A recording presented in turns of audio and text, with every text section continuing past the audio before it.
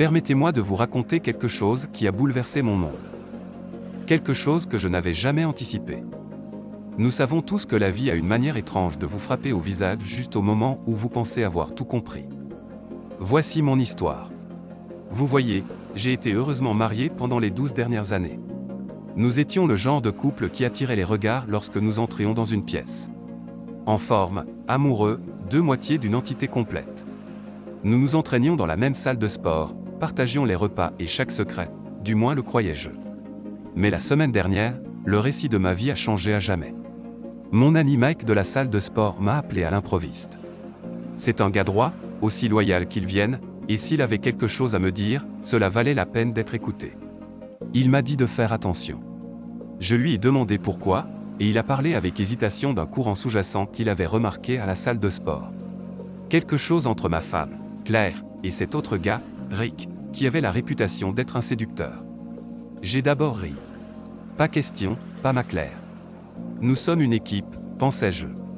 Mais ensuite, Mac a mentionné leur interaction particulière les jeudis. Vous voyez, mon travail m'oblige à travailler tard les jeudis. Un sacrifice pour le bien de notre vie confortable. Claire allait seule à la salle de sport, profitant du temps pour continuer son programme de fitness. Il s'avère que Rick le savait aussi. Poussé par un sentiment de crainte, j'ai fouillé le téléphone de Claire, ce que je n'avais jamais fait auparavant. J'ai trouvé un fil de messages sur une application de messagerie obscure, pas son application principale. La simple existence de cette autre application de messagerie m'a mis en alerte. En lisant les échanges, j'ai perçu chaque message comme un coup au ventre. Et j'ai découvert qu'ils avaient prévu un rendez-vous pour le jeudi suivant, avec l'intention de quitter la salle de sport tôt, à des moments différents, et de se retrouver dans un hôtel à quelques pâtés de maison. Rick arriverait en premier et se préparerait, et Claire arriverait 20 minutes plus tard. C'était comme si je lisais le scénario d'un mélodrame bon marché. Sauf que c'était réel. C'était ma vie. Le fond de mon estomac se tordait, un cocktail de colère, de trahison et de chagrin. Pourtant, malgré la tempête qui faisait rage en moi, j'ai trouvé un étrange sentiment de calme, une détermination glaciale qui s'est installée autour de moi comme un linceul glacial. Vous voyez, mes amis, je ne suis pas du genre à rester en arrière et à jouer la victime. Non, je suis un homme d'action. Stoïque, diraient certains. Mais je suis aussi du genre à croire en la vengeance. Alors que je suis assis ici à taper ceci, la pièce est sombre autour de moi. Il est tard, et Claire dort dans notre lit, inconsciente de la tempête qui s'apprête à la frapper. Sur la table à côté de moi se trouve son téléphone, les preuves accablantes brillant dans l'obscurité. Je ne laisserai pas passer cela. Je ne resterai pas inactif pendant que mon mariage est déchiré. J'ai l'intention de faire exploser ce petit jeu, mais comment je vais le faire, je ne suis pas encore sûr. Ce que je sais, c'est que je ne me laisserai pas faire. C'est une sorte de guerre, une bataille d'esprit, et je prévois de frapper là où ça fait le plus mal. Ma vengeance sera froide, calculée et absolument juste. Mais ne confondez pas ma détermination avec la cruauté. Ce n'est que le produit d'une trahison profonde et d'un sentiment d'injustice. Je reviendrai.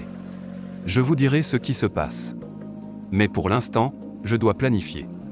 Je dois élaborer une stratégie. Et je dois m'assurer que chaque pièce tombe parfaitement en place. Vous voyez, le jeu n'est terminé que lorsque le dernier coup est joué, et croyez-moi, je prévois d'avoir le dernier mot. Ce peut être mon heure la plus sombre, mais c'est aussi mon moment pour me lever, pour retrouver ma dignité et mon respect de soi, pour m'assurer que le jeu qui se joue se termine par ma victoire. La scène est prête, les dés sont chargés, et ma femme, elle apprendra que ce jeudi, est un jour qu'ils n'oublieront jamais. Jusque-là, je reste un homme lésé, un mari trahi, mais en aucun cas vaincu. Restez à l'écoute. Voici sa première mise à jour. Merci de votre patience, tout le monde. Si vous vous souvenez de ma dernière mise à jour, j'avais promis de révéler comment s'était déroulée ma soirée du jeudi. La soirée où j'ai cessé d'être un spectateur dans ma propre vie et pris les commandes. Comme promis, voici comment cela s'est passé. D'abord, j'ai arrangé avec une poignée de collègues de travail en qui j'ai une confiance implicite pour gérer ma charge de travail. Cela m'a permis de quitter le bureau plus tôt, une déviation de ma routine habituelle, pour rencontrer mon rendez-vous inattendu. Une rencontre clandestine un jeudi soir qui change à jamais la dynamique de mon mariage, et celle d'un autre homme aussi. Vous voyez, après un peu d'investigation discrète, j'ai découvert quelque chose de choquant. Rick, l'intrus dans ma vie conjugale, n'était pas aussi célibataire qu'il aimait le faire croire. Il avait une femme. Une femme aussi inconsciente des infidélités de son mari que je l'avais été de la tromperie de Claire. L'échiquier était prêt, et j'étais prêt à faire mon coup. J'ai composé un numéro, une action simple qui avait des implications profondes. La femme de Rick a décroché, sa voix emplie d'une gaieté insouciante. Nous avons conversé, mais je vais laisser le suspense de notre discussion durer un peu plus longtemps. Avance rapide jusqu'à ce jeudi fatidique. Grâce à mon ami de la salle de sport, Mike, je savais quand Rick avait quitté la salle de sport pour le rendez-vous. Mon cœur battait comme un tambour de guerre alors que je garais ma voiture de l'autre côté de la rue de l'hôtel désigné, observant et attendant. Après environ 5 minutes que Rick était entré dans l'hôtel, une autre voiture s'est arrêtée. La femme de Rick, appelons-la Sarah, était là. Nous nous sommes garés à l'arrière, loin des regards indiscrets. Nous étions assis dans la salle du petit déjeuner adjacente au hall. C'était un calme étrange comme le silence inquiétant avant une tempête. Mon esprit était rempli de 1000 pensées, mais je ressentais un étrange sentiment de calme. Les enjeux étaient élevés, mais ma détermination l'était aussi. Puis Claire est entrée. Comme elle passait devant la salle du petit déjeuner, j'ai appelé « Et, chérie ». La surprise sur son visage était semblable à celle d'un cerf pris dans les phares. Ses yeux se sont écarquillés, ses lèvres se sont entr'ouvertes dans un soupir silencieux, et elle a pâli considérablement. Le choc de me voir dans un endroit où elle ne m'attendait pas était évident. « Viens ici et parlons 1 minute. » Elle a hésité, puis est entrée lentement. Elle a regardé Sarah puis moi. Je pouvais dire qu'un bref instant, elle a pensé que j'étais aussi dans cet hôtel avec une autre femme. Elle avait presque l'air soulagée jusqu'à ce que je dise « J'aimerais que tu rencontres Sarah, la femme de Rick. » Son visage est tombé. Elle a commencé à s'excuser, disant « Oh mon Dieu, je n'avais aucune idée. » Mais je l'ai interrompue d'un geste de la main. Sarah l'a simplement fusillé du regard. « Dans quelle chambre est-il » Ma voix a tranché l'air tendu comme un couteau. Les lèvres de Claire tremblaient, mais elle restait silencieuse. Sarah, maintenant au bord de la crise de nerfs, a répété ma question. « Dans quelle chambre » ai-je redemandé. Cette fois, ma voix était froide comme le vent arctique. « Claire, je ne demanderai pas encore. » Après ce qui a semblé une éternité, elle a murmuré « Chambre 413 ». Avant de partir, j'ai exigé le téléphone de Claire. Elle a d'abord résisté, mais le regard féroce dans mes yeux n'a laissé aucune place à la défiance. Elle me l'a remis à contre-cœur. À ma grande surprise, elle avait changé son code secret. Un regard vers Claire et elle a marmonné le code. 1411. J'ai ouvert son téléphone, défilé jusqu'à l'application qu'ils utilisaient pour communiquer, puis envoyé à Rick un message disant que je montais. Puis, j'ai marché vers la chambre 413. Le silence dans le couloir était presque assourdissant alors que je me tenais devant la porte, mon cœur battant dans ma poitrine. Avec une profonde inspiration, j'ai frappé. Rick a ouvert la porte. La couleur a quitté son visage en me voyant. Sa surprise s'est rapidement transformée en terreur alors que je m'engouffrais, le saisissant par les cheveux et le poussant sur une chaise. Ses yeux se sont écarquillés d'horreur, son corps s'est raidi, et l'odeur de la peur a rempli la pièce. Face à la confrontation, la bravade de Rick s'est effondrée, et il s'est uriné dessus de peur. Quel pathétique! La vue de lui se recroquevillant comme un rongeur m'a rempli d'une froide satisfaction. Je l'ai attrapé par l'arrière de la tête une fois de plus, et avec un avertissement sévère, j'ai clarifié mes intentions. Écoute, Rick. Disparais de nos vies, quitte la salle de sport, et ne contacte plus jamais Claire. Compris? Oui, monsieur. Rick a bégayé d'une voix tremblante. J'ai continué. Parce que si tu le fais, alors Sarah va aussi apprendre tout cela. Ça te plairait? Il m'a alors supplié de ne pas impliquer.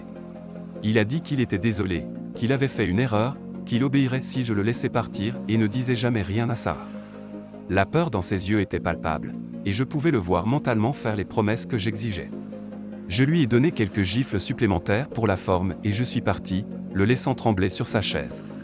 Oui, je sais. Il pourrait porter plainte et tout ça. Mais voyons. Ce type n'allait rien faire. Il savait qu'il était idiot. De retour dans le hall, j'ai vu Claire, son visage un masque de choc et de terreur. Apparemment, elle et Sarah avaient parlé et la conversation ne semblait pas bien se passer. J'ai pointé vers la porte. Rentre à la maison, Claire. Elle s'est enfuie en pleurant, l'énormité de ses actes lui apparaissant enfin. Le visage de Sarah était pâle mais composé. Comment ça s'est passé? A-t-elle demandé. J'ai répondu, je crois que j'ai fait passer mon message. Je lui ai souhaité bonne chance et suis sorti par la porte.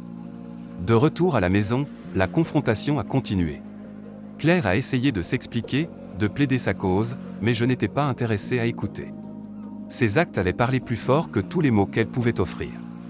Je lui ai dit de se préparer à déménager, et elle a accepté à contre-séhur, le remords dans ses yeux ne faisant rien pour adoucir ma résolution. Au fur et à mesure que la semaine passait, Claire et moi coexistions dans la même maison, vivant des vies parallèles.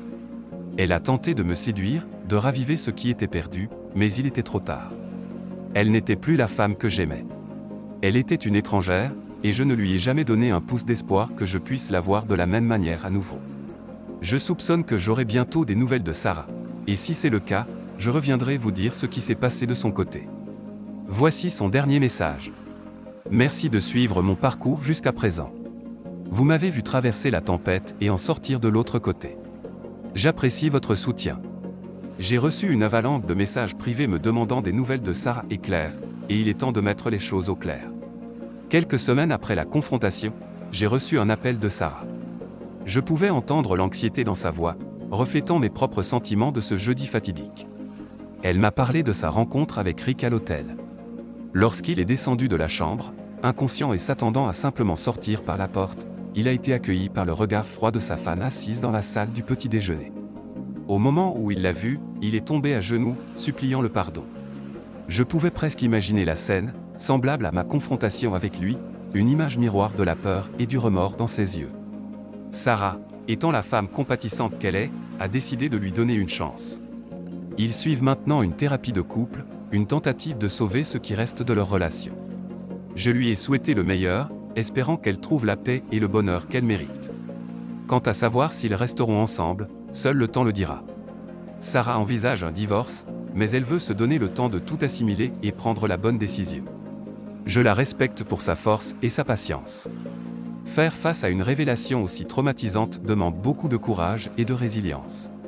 Quant à Claire, elle a déménagé, et nous communiquons strictement par l'intermédiaire de nos avocats. Je ne laisserai plus ces transgressions entacher ma paix intérieure.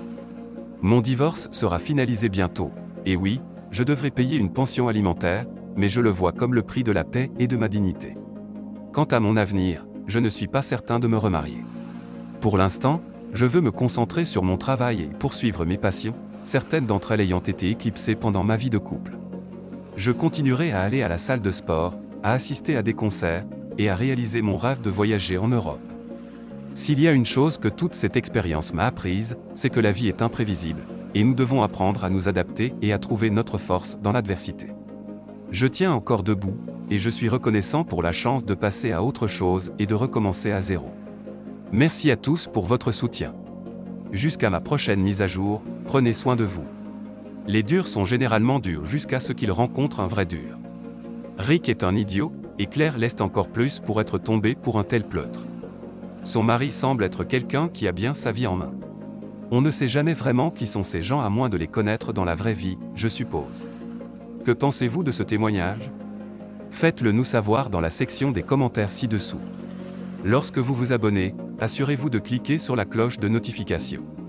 Prenez soin de vous.